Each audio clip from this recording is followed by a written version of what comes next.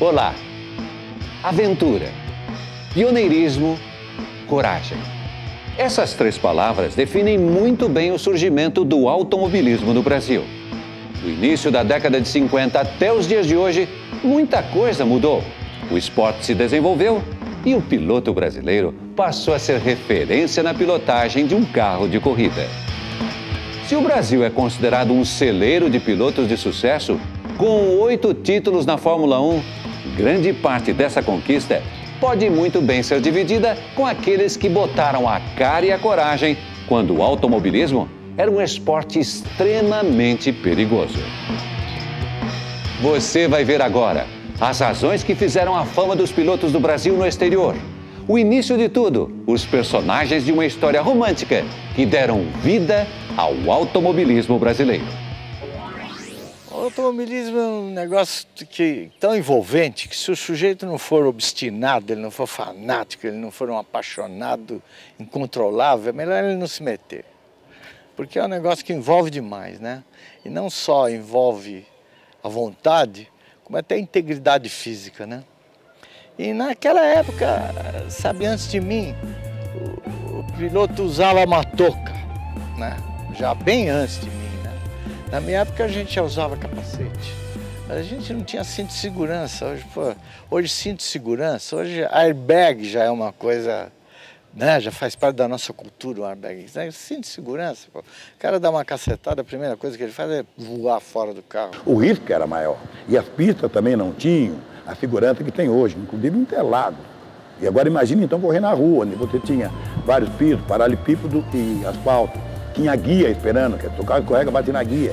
Era bem menos seguro. Comecei correndo de motocicleta, pequenininho, uma moto 75 cilindradas.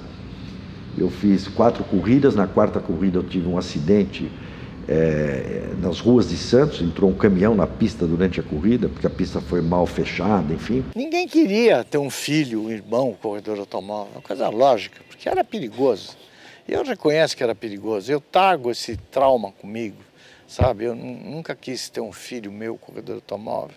O dia que o meu irmão quis correr, foi um desconforto para mim, porque eu fiquei a vida toda, todo mundo dizendo para mim que você vai se matar, porque eu me atirava muito, sabe? Tinha esse traço de ser um sujeito que se atirava muito. Isso era tudo meio escondido. Até, por exemplo, o Nelson, ele correu, no princípio, Piquet com K, não Q-U, né?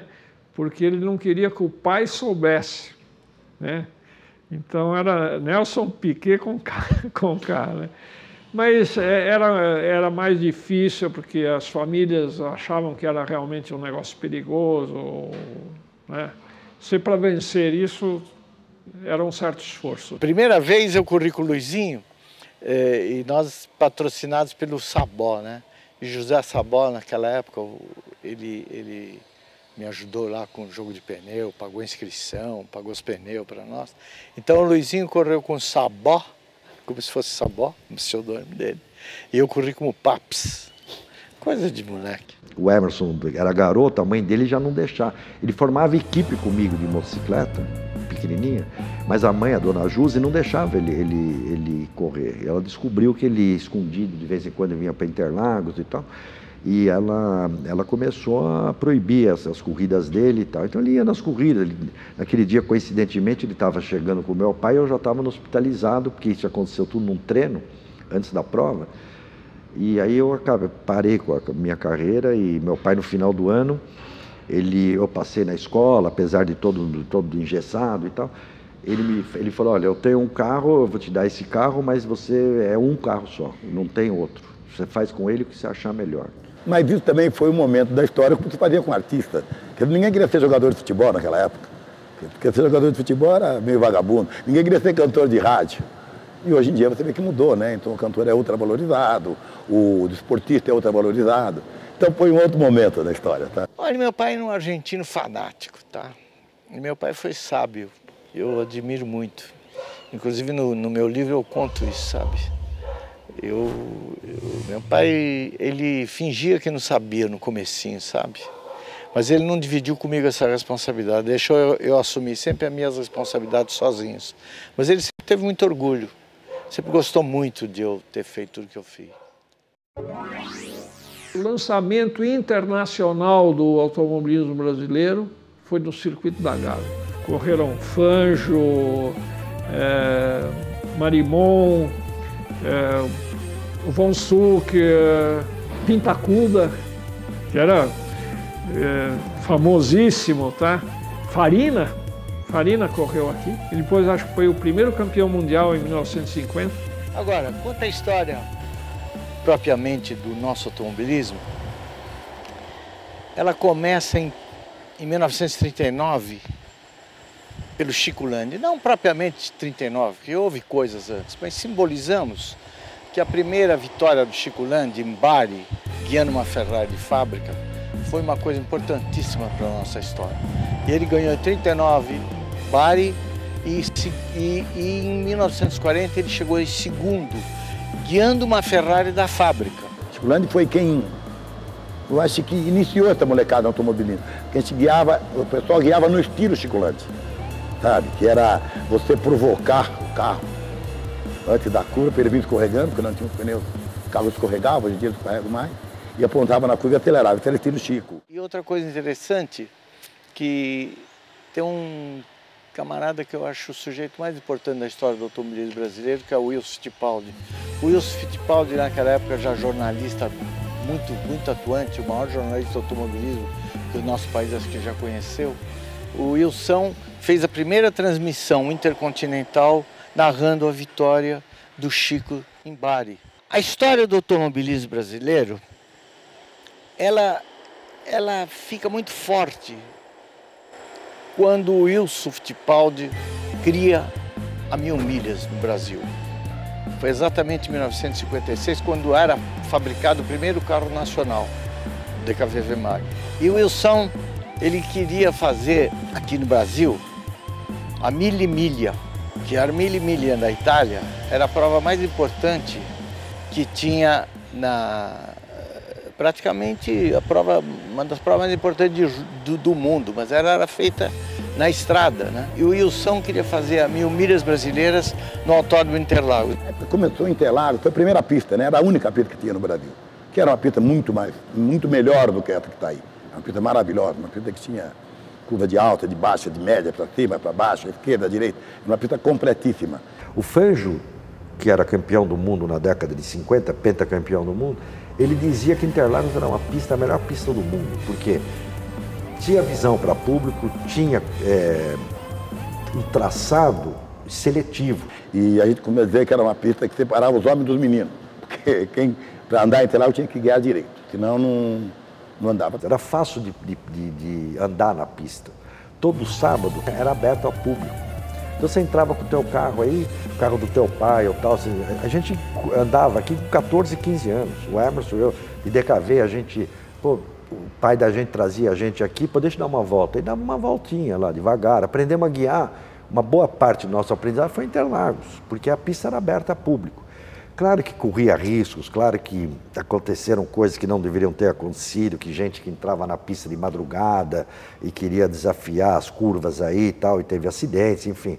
Teve coisa ruim, mas era uma pista totalmente livre. Nessa época fazia-se corrida de rua também, depois de 60. Corria-se em Araraquara na rua, Piracicaba na rua, corremos em Salvador na rua, em Recife. Na rua, no Rio Grande do Sul, na Carvalhada, no Rio de Janeiro, no Aterro da Glória, na Barra da Tijuca, na Ilha do Fundão, era tudo circuito de rua. E aí começaram a surgir os autódromos, Tarumã, no Rio Grande do Sul, Brasília, Goiânia. Agora, fazer uma corrida de 1000 milhas num lugar fechado, ele precisava de um suporte, de uma organização, ele precisava de estrutura, ele não tinha à disposição dele o Montagnier, que é o nosso tradicional diretor de prova, que tem um exército de comissários, de bandeirinhas e de equipe médica de resgate, cronometragem, toda informatizada. Não tinha nada disso. Se virou, provavelmente algum comandante de algum quartel cedeu para eles, em cada lugar estratégico de Interlagos, em cada curva, se montava uma barraca de campanha com soldados nela, portando hot talk, um rádio transmissor com comunicação com o box, e com uma lanterna vermelha e outra verde. Porque à noite, quando nós ficávamos na corrida, geralmente neblina, você tinha nos lugares estratégicos, você tinha uma lanterna, uma luz ou verde ou vermelha. Quando tinha uma luz vermelha piscando, era sinal que nós tínhamos algum problema pela frente. O automobilismo antigamente era muito efervescente, tá? Desenvolvia-se muito, não havia monomarca, porque a monomarca foi um dos itens que apunhalou o automobilismo atual, no meu entender, porque ela não desenvolve. O que desenvolve é ter uma marca contra a outra marca. Aí há um desenvolvimento e essa é realmente a essência da corrida de automóvel, tá? E então, na época das fábricas, havia um grande desenvolvimento, principalmente na Vemag, que era tudo feito aqui. Só para você ter uma ideia, naquela época, os motores 1000 Vemag tinham 108 cavalos. Isso nós estamos falando em 1960, tá? Na Europa não tinham essa potência, tiraram no Brasil. Os engenheiros da Vemag que chegaram a tirar essa potência toda. Só que ficava vulnerável quanto à durabilidade, porque era tudo muito no limite. Né? Pistões no limite, anel do pistão, bloco, enfim, estava tudo muito no limite. Então muita gente dizia que o DKV quebrava que nem vidro em corrida longa. E corrida curta fazia sucesso, tinha várias vitórias, principalmente nas corridas de rua. Né? O DKV era tração dianteira, nas ruas, corridas em Araraquara, Piracicaba, tinha um sucesso incrível. Era uma improvisação, mas aquilo era maravilhoso, Interlagos enchia, era público saindo por todo lugar, era gente acampada no meio da pista, uma largada noturna da 1000 milhas era um show, era um espetáculo. A 1000 milhas era uma festa. Vocês não imaginam que era uma 1000 milhas, era uma festa.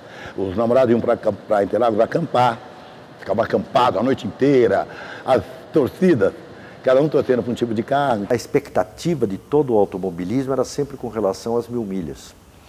Pô, porque vinham gaúchos, vinham paranaenses, vinham gente de fora, cariocas, gente de São Paulo. Então era uma corrida famosíssima, uma corrida que ficou uma tradição. E foi uma época muito importante, que foi a época em que nasceu a indústria de automóvel no Brasil. Vimos de um país completamente agrícola, estávamos entrando num país industrializado, que tinha começado a fazer geladeira e tal. E nessa época vieram para o Brasil as fábricas de automóvel. O Brasil, a indústria brasileira nasceu em 56, e com os primeiros carros produzidos aqui.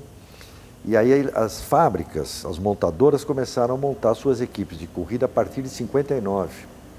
A primeira fábrica que montou uma equipe oficial foi a DKV, em 59, estreando nas 1000 milhas brasileiras. Eu e o Mário César Camargo Filho fomos os dois primeiros pilotos convidados a participar de uma equipe de fábrica. Jorge Lettre, que faleceu há pouco tempo, infelizmente, foi uma das pessoas mais importantes da nossa história, era o nosso chefe. O Jorge foi um grande cara, eu devo muito a ele. O Luizinho fala que nós devemos um ao outro, o Luizinho Peredeno. Bueno fala que eu devo ao Jorge, o Jorge deve a mim. Pode até ser, porque nós convivemos muito tempo, fizemos muita coisa juntos. Agora, eu aprendi muito com aquele cara. Ele tinha uma determinação impressionante, e tinha uma retidão de caráter, uma retidão de conduta, que ensinou não só a mim, ensinou a muita gente. Eu acho que todo mundo que conviveu com o Jorge, embora ele fosse um cara sistemático, avesta, mas aproveitou alguma coisa nessa questão de retidão de caráter, sabe, de conduta. E era uma época maravilhosa, porque era uma época que se fala dos anos dourados, né? Que tudo andava mais devagar, as coisas duravam mais, eram tempos mais românticos. E na Vemag eu tive a sorte de trabalhar no departamento de teste, que é onde se desenvolvia os produtos, na época que estavam chegando no Brasil. Nós tivemos que acertar negócio de piso, que o nosso piso é completamente diferente do piso da Europa, clima, e então começou a se ajustar os automóveis, que eram projetos alemães, para se fazer no Brasil. E quem fazia isso era o departamento de teste.